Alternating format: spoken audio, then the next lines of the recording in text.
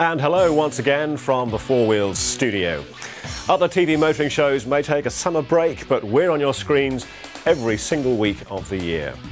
A few things to your diary now. On July the 4th, we present an American extravaganza called USA Motors Night. 2 hours of stateside automotive excess. And with summer holidays in mind, the first week of August, we present an MPV special. Is a multi-purpose vehicle really the answer to a family's travel problems? Every one of the main MPVs on the market will be driven and assessed in our special during the first week of August. But let's get this week's show on the road, and for Ginny Buckley, that road led to Barcelona. Well, it's motor show time once again, and this time it's the turn of Barcelona.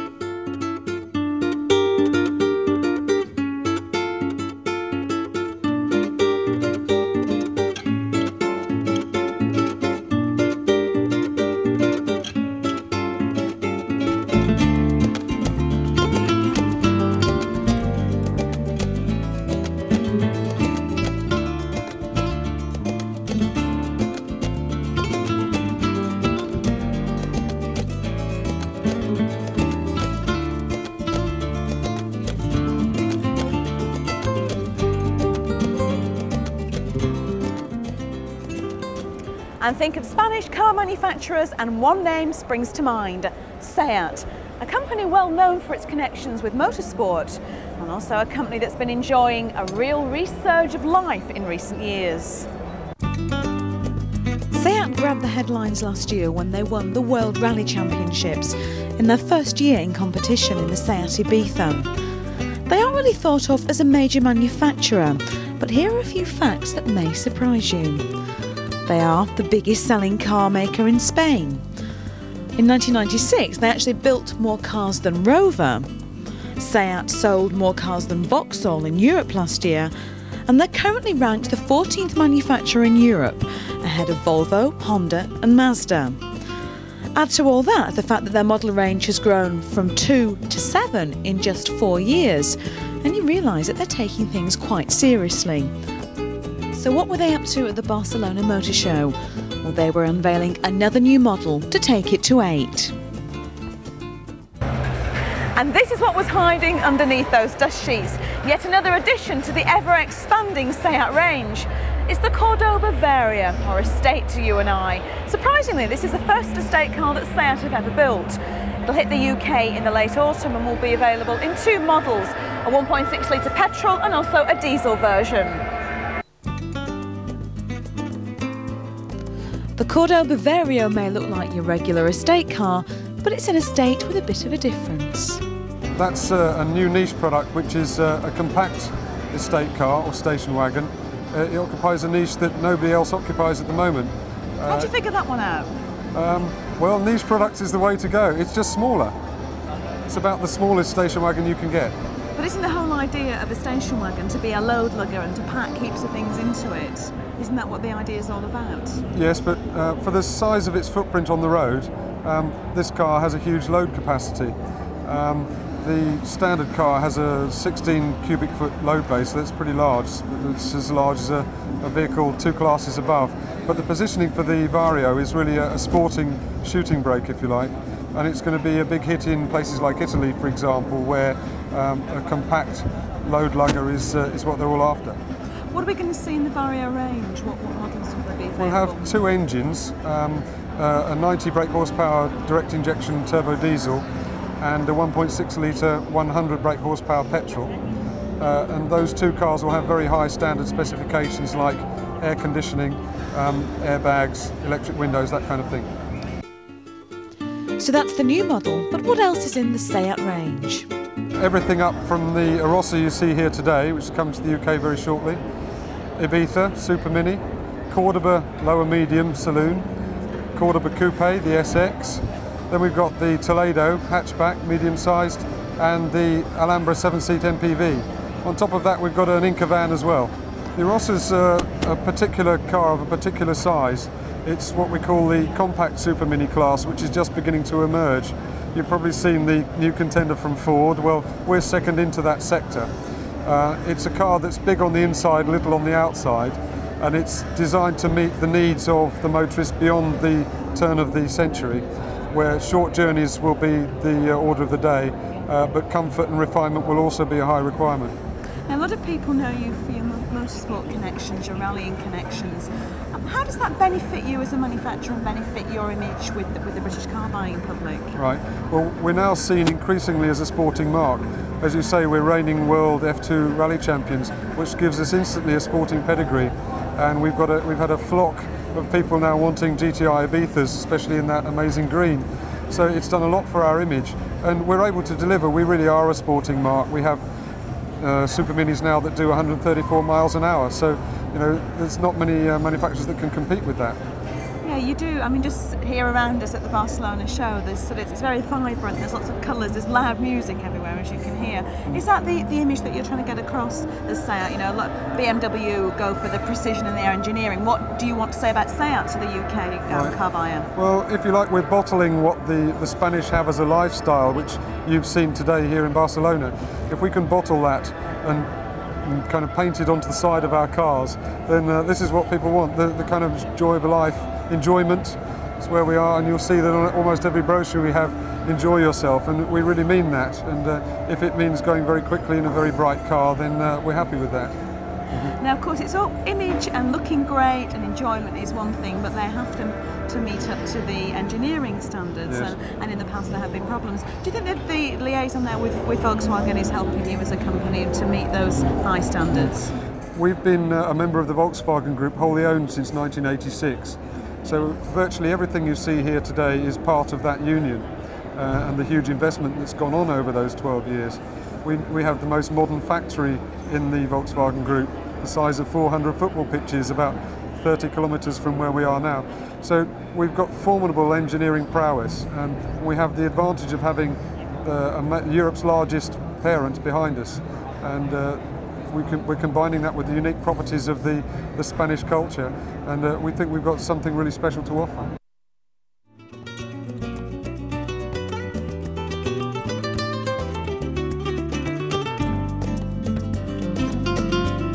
Is this a familiar sight to you? Well, it should be, because the Korean company Kia are now producing the former Lotus Elan, or the KMS2 as it's now known.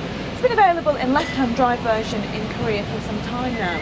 They've started to produce a right-hand drive version for the Japanese market, so who knows, it may be back on the streets of Britain very soon. I'll tell you what, we hope so.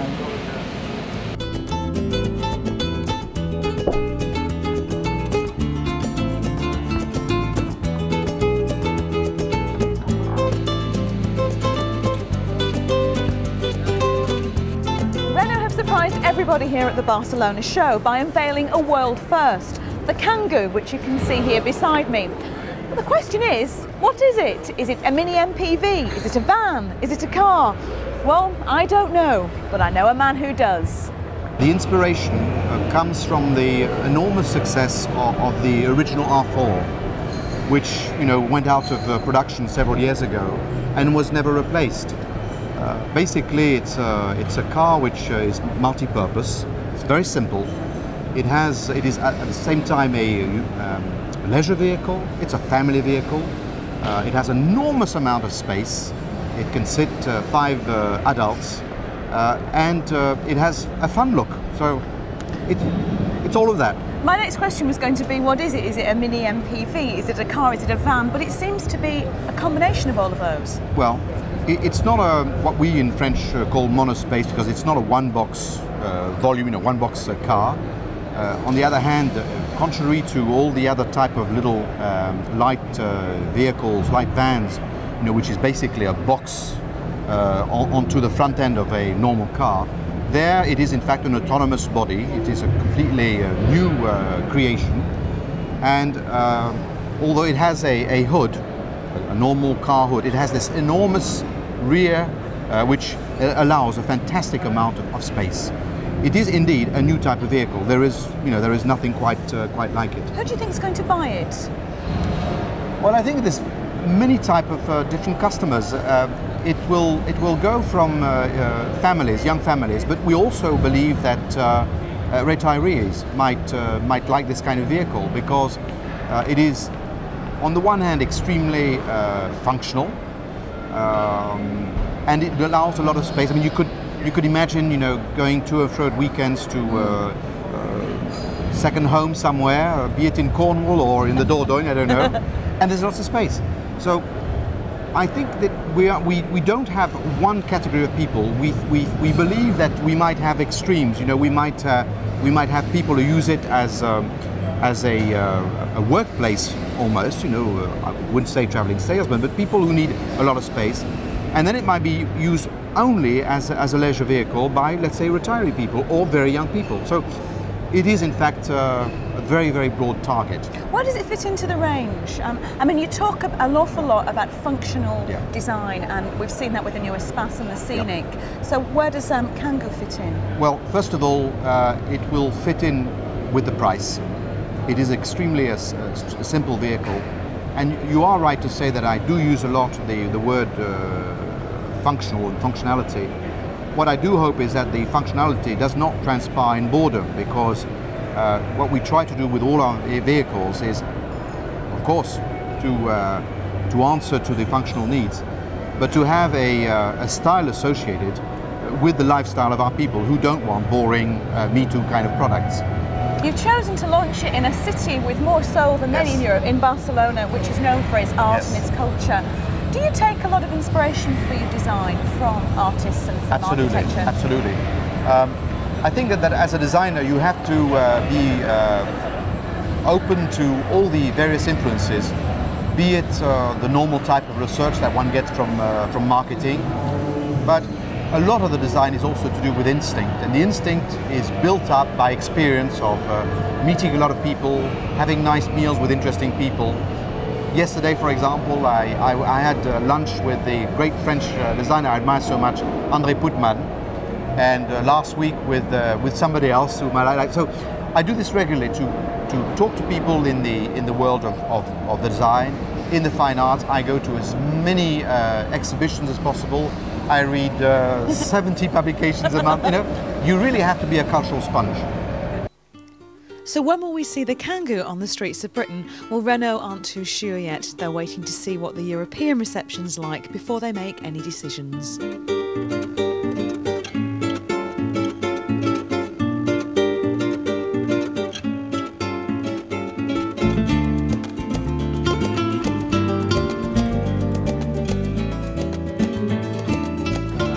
One style of vehicle that all the manufacturers are mad about at the moment is lifestyle vehicles. And here at Barcelona, Citroën have produced what must be the ultimate. It's a concept vehicle, the Berlingo Coupé de Plage. What's it all about? Well, let's take a look. Take down this, and there we have it. Everything you need for a weekend at the beach. You've got your deck chairs, you've got room to store your aqualungs, to store your sporting equipment. It's based on the Berlingo platform, and you know, what more could a girl want?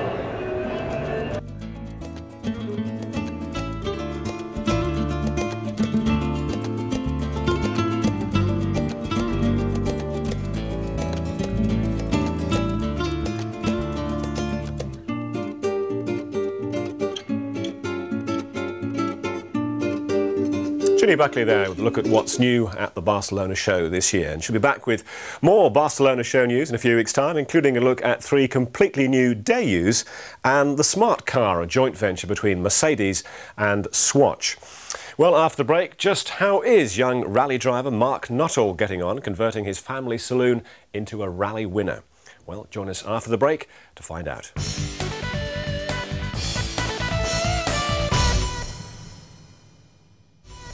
Hi, welcome back. Well, over the coming months here on Four Wheels Good, we'll be taking a look at the career of Mark Nuttall, a man who has a passion for the rally world. A man whose passion stretches to getting the cash together to purchase a brand new family car and then let his mates loose on it in a lonely lockup in Rochdale.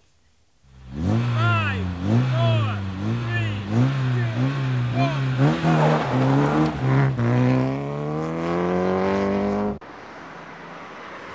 This is the continuing saga of how we turned my ordinary road-going Skoda Felicia GLXi into a full Group N rally car, with which I was to contest the 1997 Skoda Trophy Rally Championship. So after finishing work, I drove to the garage where I met my friends Greg, William, Jay and Toby, and we started work on the project.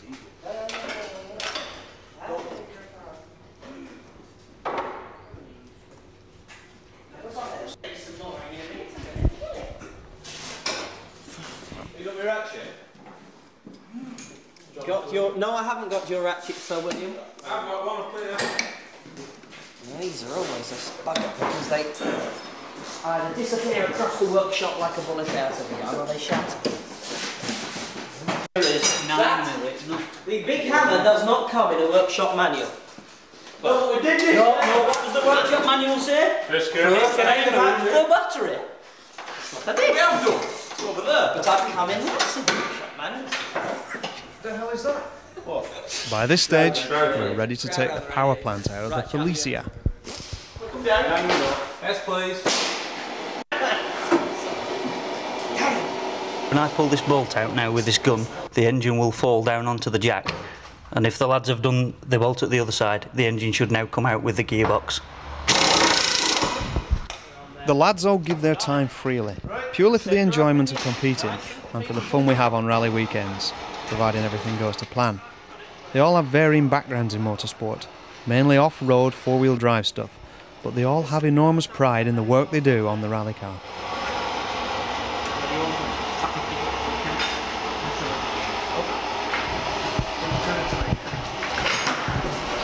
I have to say at this point, I'm very worried looking at that car. There were one or two worrying moments, not least of all when Jay decided to loosen the exhaust joint with an oxyacetylene gun next to the petrol tank. The plastic petrol tank, that is. Oh look, it's a plastic fuel tank. So how much petrol's in it? During the course of 5 hours, we gradually took the Skoda to pieces and stored it in cardboard boxes, literally. All the boxes were marked with the items contained for reference when the car was reassembled in a few weeks' time. You won't know about it anyway. Well, it's wood.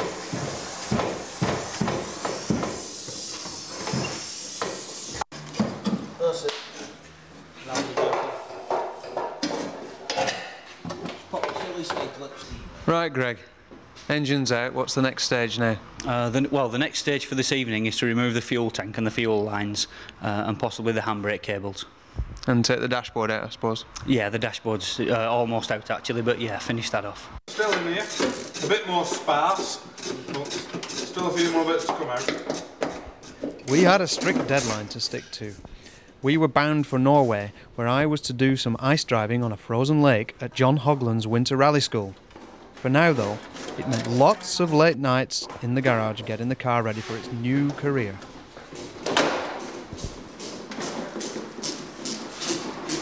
Look at that. Even doing it left-handed.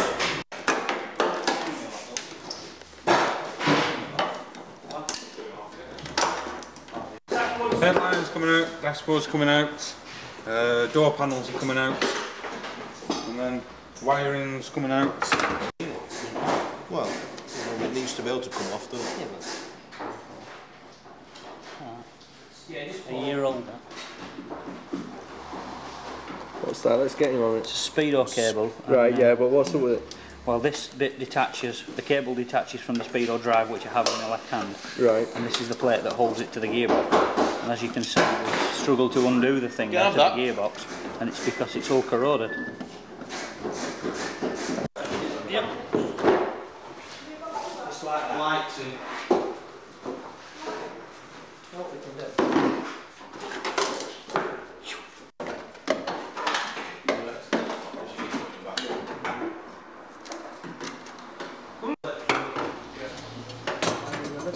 Pass us that little flat-bladed screwdriver, please. Mine, thank you. Mine, thanks. big enough for steering wheel, big socket. 24 mil. Right, I'm going to whip it good. I'm going to pull one of these gas struts off one at a time.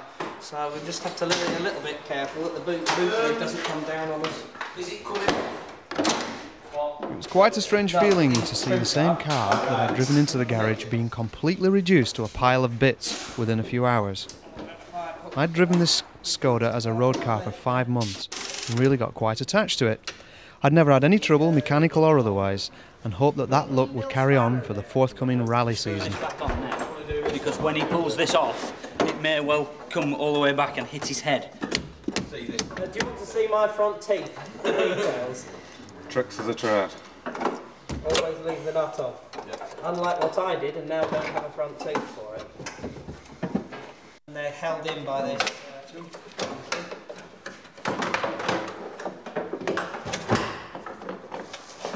Okie dokie. 1, 2, 3. Pull. It's just getting those bolts up through the hole. Right, can you wait now? Yeah. There we are.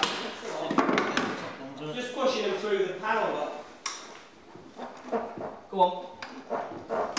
Greg, William, Jay and Toby are the stalwarts of my rally career. Besides being my friends, they all have a very vital role to play, and I'd find it extremely difficult to manage without any one of them.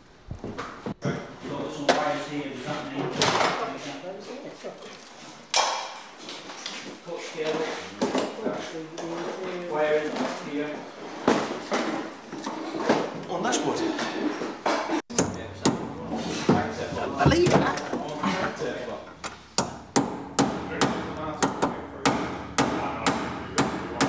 That's the central door locking loom. So you won't be needing that? I don't think so. I wouldn't know where it went anyway. You're not legally allowed to use it. No, it's soft, it's just chiselling it to pieces, just like making a mess of it. I don't know where it goes. Oh no. He's being serious. I'm being serious, I don't know where any of it goes. Yeah, I do. This bit goes under the dashboard, and so does this, I think, and that bit goes to the back where the aerial is. Soon, this car will be fully fitted out with the roll cage, competition seats. It will have quite a lot of the trim put back in, as per regulations to the Group N. The carpets will be back in, and all the safety equipment. And it'll be sprayed a different colour. Sorry looking state. I just thought we knew how to put it all back together again afterwards. I thought you were watching. No, I wasn't paying attention. We'll find out about Mark's roll cage in next week's instalment of Stage by Stage. You know, I can hardly believe it. We're at the end of part 2 without any outrageous comments from our top motoring journalist and rebel without a pause, Mr. Mike Rutherford. We'll put that right after this short break.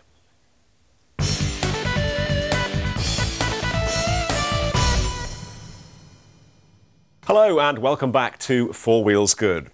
Well, if you're a regular viewer, you'll know that one of our presenters, Mike Rutherford, is one of a rare breed, someone who's not afraid to speak his mind and sometimes swim against the general tide of opinion. Ginny Buckley caught up with him in one of the many international hotel suites that Mike inhabits around the globe to ask him about motoring awards. Mike, we've recently seen on Four Wheels Good the What Car Awards, and there are many, many car awards, and you're involved in some, aren't you? Too many, I think, actually. Too many cars of the year. And if you ask me ever what my car of the year is, I'd be very reluctant to actually nominate one car as the car of the year, because... That's because he wants to be everybody's best friend. That's right, keep in with everybody, keep them all sweet. No, to me it's a bit like saying what's your best film and what's your favourite movie? What's your favourite record ever? Oh, well, there you go. You can't answer a question like that. The Birdie song. Or, you know, who's the best looking woman in the world or the best looking bloke? It's just not like that. So you have to name a few, I think. You nominate half dozen. However, Auto Express magazine, with all its sister publications around Europe, has actually taken a slightly different approach. And instead of asking all the journalists what is their car of the year, and let's face it, journalists don't generally buy cars, so they're the worst person to actually say what's a good or bad car. They just like the expensive fast ones, don't they, Mike? But they don't put their hand in their pocket. That's the point. And yet the punters do. So Auto Express, along with Auto Bild and Auto Orgy, and all the magazines in the Auto Express family around Europe, have actually decided to ask lots of people what is their car of the year. So they've asked the punters, first of all, the readers, probably the most important vote of the lot. They've also asked engineers, and they've also asked Formula One drivers, everybody from Heinz-Harald Frentzen to Mika Salo and one or two other F1 pilots that are currently on the scene. I mean, these guys... they know their cars, don't they? They do know their cars. I mean, whether they're looking for the same sort of thing in a car that you and I are is another matter altogether. But who's to say that you and I are even looking for the same kind of thing in a car? Exactly. And, you know, it staggers me. And I suppose that's the interesting thing about this business, that different people want different things from cars. So the upshot of all that is that all these people, the journalists, the punters, the F1 drivers, the engineers, all got together recently in Germany, put a load of cars through their paces, the best cars from around Europe. In the UK, for example, Auto Express nominated the Jaguar XK8 as the car of the year. Why was that? Well, I think it's an obvious one, really, isn't it? And I think if you had to push me and say what was one of the cars of the year in the last 6 months or so, 12 months, I'd have to nominate the XK8, maybe the BMW 5 Series, Volkswagen Passat, certainly the BMW Z3. Yeah. I mean, that'd have to be Without up there a doubt, as well. that's got to be up but there. you know what I mean? It's very difficult to say this car is better than that car. This one wins the award. So in the UK, we nominated the Jaguar XK8. Obviously, the Germans nominated a German car. Which was? Eventually, it was the winner, actually. The Passat came out as the winner. After all the magazines nominated their own cars, not necessarily a car from their own country, but half a dozen or so cars went to the finals, and ultimately all the judges, all the engineers, all the punters, all the Formula One drivers then cast their vote, and like I said, the Passat was the winner. And it was the Geneva Motor Show, of course, which we reported on a month or two ago, was the venue for the announcement of the car of the year, the Auto One car of the year. And it was it was one of the biggest do's at the Geneva show. They brought along Bonnie Tyler for the prize-giving ceremony, the cabaret and whatnot, for all the motor industry to attend. And it was probably the motor industry event of the Geneva Motor Show. Yeah, in a year of a lot of big launches, things that people had really been waiting for, we saw the XK8, which has been, people have wondered and, what it was going to be like. The BMW Z3, people have waited for that for so long. What do you think made the Passat clinch it? What's it got that made it so special? Well, I think you would expect, wouldn't you, the XK8 to be a great car. You would expect a BMW to be a great car. With all due respect to Volkswagen, they're great at producing small cars like the Polo and the Golf. Good at the hatchbacks. Yeah, but you don't expect Volkswagen to weigh in with a car that really gives the likes of Mercedes and BMW a wake-up call. I mean, that car for me was one of the big surprises of the year. It's always the best way, isn't it? It's like a blockbuster movie. It's not the movie that you've been waiting for 6 months. And I mean, how often did you hear about Evita being made and that silly cow, whatever her name is, the actress in it? Madonna. I can't bear to hear her name or say it. I mean, there's all that hype about the movie, and the movie comes out and it's crap. But you wait for there's a quiet movie. Mike, don't trickling away in the background. Just say it like it is now. Well, that's it. The English Patient, for example, nobody was talking about who even knew it was being made. And it comes out and it wins all the Oscars. And it's the same with the Passat, I think. Nobody was expecting a great car. I actually owned the previous Passat, which was a dog. And, and I've got to say that these two cars, the current shape Passat and the previous generation, not 2 generations ago, the previous generation model, chalk and cheese. It's a transformation, isn't it? Really? Great car, and it's kind of the beast turning into the beauty. Yeah, and it must really worry the likes of, in particular, Mercedes, I think, because if Mercedes could bring out a car as good as that, I think they'd all be patting each other on the back, saying, "Hey, we've done a great job." But in fact, Mercedes have designers and stylists these days who, obviously there's something wrong with their crayons. I can only assume that they're taking on YTS trainees to design their cars, because they really are screwing things up in the design department. And you've got a company like Volkswagen that are coming along, who are not particularly noted for great designs. Beautiful looking car in the Passat. The quality is great. Even the TV ads that accompany the car are great. Not that that was being judged when Auto Express and all the other magazines. But it's the whole package, isn't it? Yeah, I mean, it's just the perfect car. Okay, well, you've been looking at a lot of cars over the last few months, and you've been a very hard man to pin down. Yeah. We must say, you've been everywhere, man. Yeah. You've been to LA recently, and you've been driving, not the James Bond car, but the Saint car, haven't you? The Volvo. In fact, I've been to LA 5 times in 5 months. He has such a hard life, doesn't he? Your heart bleeds for him. Every month I go to LA on average, and it's getting madder and it's getting crazier. And it's a fascinating place. Every time I go there, I think, yeah, great place for a holiday, but do be careful if you're in LA, seriously. And I'm not going to go into details, but if you're driving, I'm not talking now about being out on the open roads, but if you're driving in the city around LA, stay out of the inside lanes. If you come out to traffic lights or junctions, stay out of the inside lane. I'm not going to go into details because I don't want to give people ideas, but let me just tell you that's where the criminals pounce. If you stay in the middle lanes and the outside lanes, because of course they have three lane roads even in the city centres, something we should have here of course, that's where the criminals pounce. So if you want to be a little bit safer, stick to those middle and outside lanes. But to come back to the point, what was I doing? Driving the new Volvo, let's get this right, C70. I get very confused with Volvo names these days. They're messing around with their names. This is the car that's in the Saint movie. So why were you driving it? Well, it's a very good question. The most unsaintly person I know. Yeah. And in fact, I've got to tell you that, of course, Volvo took us out there, and it was on a Sunday morning. It was going to be this great big premiere of the Saint movie, and we all got up early with stinking hangovers, having driven the car earlier in the day and not having to drive on the Sunday. And we all turned up at this theatre to watch the Saint movie, the premiere of the Saint movie. And the projectionist forgot to turn up, so that was kind of embarrassing. So I still haven't seen the Saint movie. If anybody would like to send me a letter or something, tell me what it's like, I'd be pleased to know. I might wait for the video to come out. But I mean, the movie, presumably, will be fantastic. Does the car live up to that, do you think? Yeah, and it really does look the part.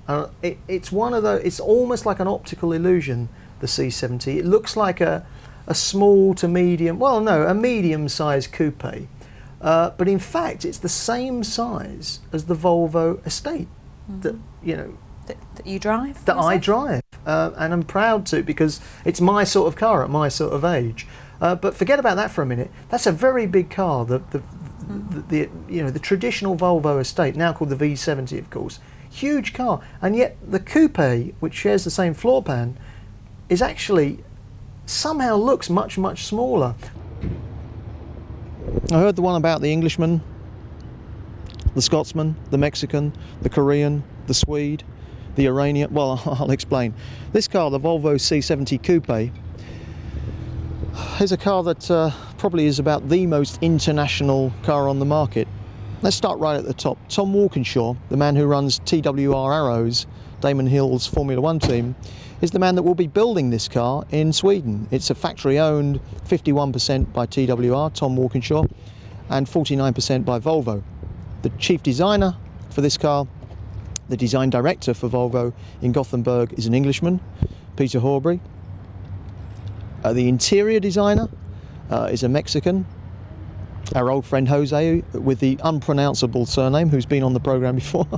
We've got a Korean responsible for the incredible sound system in this car. We've got Iranians involved, West Indians, Indians, Irishmen, you name them, they're involved with this car. And it's almost like the united colours of Volvo. But apart from the fact that it is such an international car, it also happens to be a very, very impressive car to drive. You might think, from looking at it, it's almost like an optical illusion. You might think that this is a smallish 2+2. In fact, it's very much a four-seater car. And I was very, very surprised to learn that this car is as long as the Volvo wagon that you see on the road, the V70 estate car as it's now badged. Think of those huge Volvo estates. This is the same length. It's built on the same floor plan. The designer, Peter Horbury, has explained to me that what he tried to do was, with this large platform, he tried to produce a car that looks smaller than it actually is, and I think he succeeded in that. Lots of rear legroom in the car. It's not a 2+2, it's a genuine four-seater. And the other thing to remember is this is no competitor to the Peugeot 406, for example. I mean, that's a pretty car that's coming on the market at around about £19,000–19,000. You can pay twice as much as that very easily for this car, but this is very much in a different league. This is more in the same league as the Mercedes CLK, and therefore it does warrant that large price tag. Later on, we've got a convertible version coming as well, and there'll be all sorts of engine options and interior specifications. What it proves, I think, more than anything else, is that Volvo are shedding this dull, boring image. In the old days, Volvos were old men's cars, to put it bluntly. These days, they're moving up market, they're getting funky. This is a nice sporting car. Their British touring car success has helped them along the way, of course. And what's more, Volvo have this ability to sort of laugh at themselves a bit. You know, they don't take themselves terribly seriously, unlike the Germans.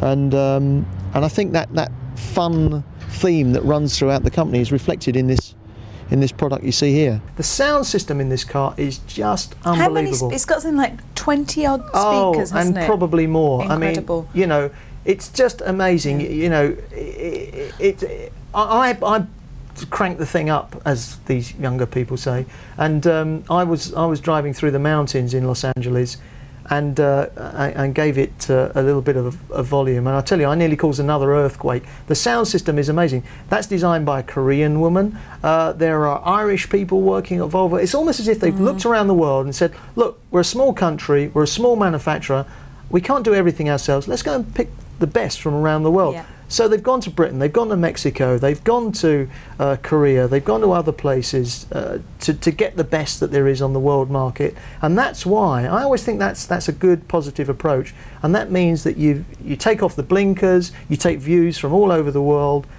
and the result is a company that surely has had the most amazing turnaround of any company I can think of in recent years. You talk about the car of the year, for me that's a difficult one. The company of the year has to be Volvo, for just turning around that tired, staid old image into an exciting company.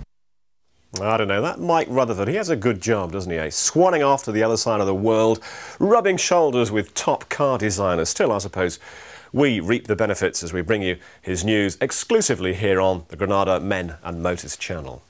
Well, after the break, the show takes a sporting slant as we look behind the scenes of the touring car world.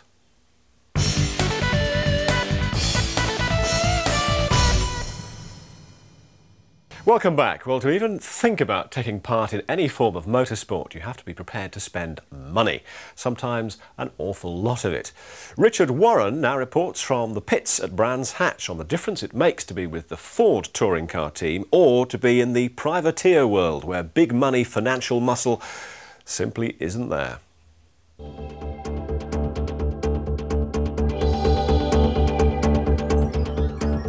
This year's British Touring Car Championship is turning out to be as spectacular as ever. If you're watching the major manufacturers' races, you should be aware that there's another race going on behind them in the Total Privateer Cup. We've been looking at the Ford Mondeo team with all their computers and all their technology, and we've also been comparing that with the Total Privateer Cup entry of Graham Hathaway Racing and Rob Gravitt. They just have one simple laptop, but there, the difference ends.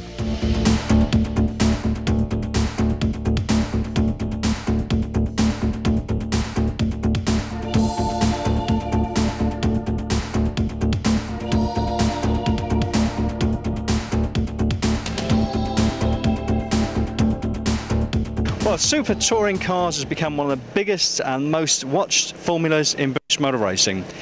Today we're going behind the scenes with Ford Mondeo team, and I'm with the boss of the team, Dick Bennett, who's the ex-boss, or still boss of West Surrey Racing, who's one of the most famous Formula 3 team owners in the business. Well, Dick, what's it like, now your second year in touring cars, you came out of single-seaters 2 years ago. Have you found a lot of difference between this and Formula 3? Yes, it is a big change, and it's an enjoyable change now, not so much last year when we were new, plus a few teething problems, but now this year it's a very good technical formula and it's good racing, so we are enjoying it now. It's looking forward to the future. I think we should explain to people who see this on TV but don't actually come to the race circuits and look at the inside the cars that in fact the Mondeo, the shell, is the Ford Mondeo shell, but underneath it bears little or no resemblance to the actual road-going car. True to a point, yes. We do use one or two standard components off the Mondeo. Like most other manufacturers, yes, the basis you have to use the shell, but then within the rules, the design company Reynards have studied the rules carefully and produced what we believe will be a very good car in the near future. And on the engineering side, of course, you're right at the forefront of engine technology with Cosworth, because the engine they've developed now, I believe one of the facts I was reading recently is the fact they've lost 3.5 kilos just off some of the major engine components, which is quite a lot of weight to lose. Yes, the engine we were using previously up till this year was a little bit on the heavy side. It needed to go on a diet. Yeah. So this year's complete engine is 18 to 19 kilos lighter. So it is a massive improvement which helps the weight distribution in the chassis. And of course that's based on the old philosophy of the less weight in the car, the quicker it will go around the circuit. Yes, it's just not so hard on the tyres. That's the good thing, that now this year the race balance of the car stays pretty good. So we just need a little bit more time to understand this new car and develop it, and then we'll be hopefully knocking on the door of a podium.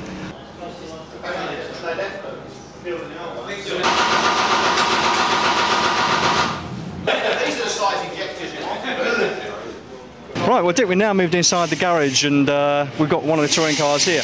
What exactly is going on at the moment? We've got all these bits of wire and rods about here. What's this all about?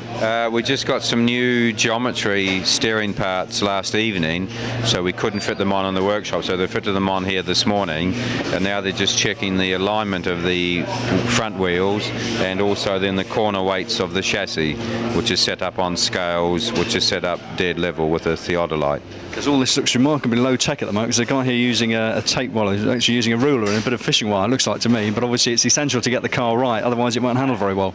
Yes, the alignment is set up within 0.5 of a millimetre on each wheel to show whether you're running parallel, toe in, toe out.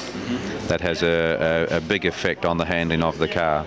And what about the actual weight? 'Cause you've got a very complex machine here that does all the actual computer scales and it goes down to very small measurements. What is that all about? That's to set up what we call the corner weights of each corner of suspension of the car, so you get the fronts equal and the rears equal, or if you want to put in offset, we can play it if we want to put stagger, we call it, down one side of the car or set it up equal. So by having these scales, we can then change the setup to suit whatever we require. I'm looking at this car in particular again. There's something I don't see on most road-going series, most going Mondials, this marvellous spoiler at the back. Does that really add effect to the car or not? Yes, that gives a lot of rear downforce. Again, that's taken to the maximum within the regulations allowed. It's there's a certain box they give and the wing must fit into those dimensions, and that generates quite a lot of rear downforce. So along with the front splitter, that generates downforce on the whole car. Right. And the other thing I was amazed to read about recently was the fact that you now try some aerodynamic aids on the actual wheels themselves with these wheel covers that you've got. Is that really going to help you very much? Yes, that's our hubcaps. Yeah, we believe that's a small gain, so we use them mainly in qualifying, but some circuits would use them on the rear for the race. So does that really give you a bit of advantage over your rivals then? Some of the rivals are still ahead of us. We have to catch up, but from the tests that we've done, we do believe it's a gain.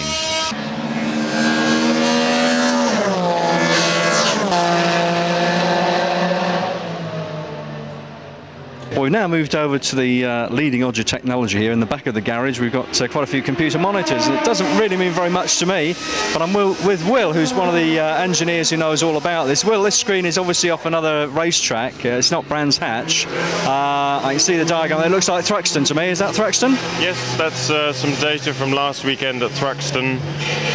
Just to show you the kind of thing we've been able to do with it. It helps us monitor every function of the car, from damper displacements to engine functions. So we're able to sit down with the driver and go through each lap, corner by corner, and try and find some more time. Have you got one of these? I've seen on another system, well, this is a PI system, but I've seen on another system, they've actually got a thing now where you actually get the circuit up and actually take the driver around on the lap he's actually just done as an actual moving experience, because it's actually showing you where he's changing gear, where he's braking. Can you do something similar on this sort of screen, or is that limited on this one? No, you are able to do a similar kind of thing to that.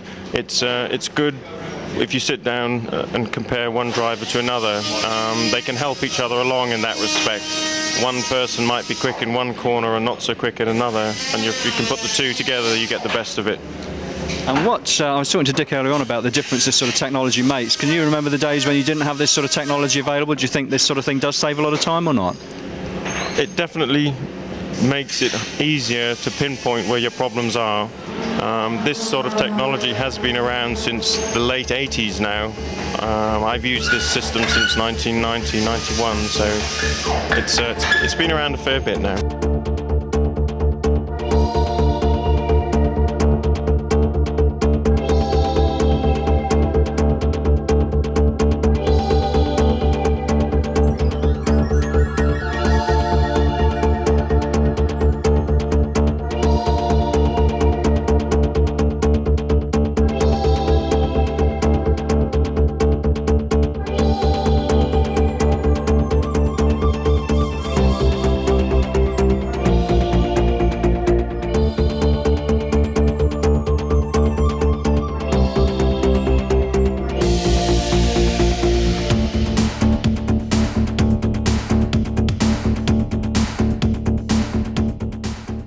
Right, well Rob, it's nice to see you back in touring cars again after a short layoff, but you're down in the Total Privateer Cup now. Is there a big difference between what you used to do in the Total Privateer Cup?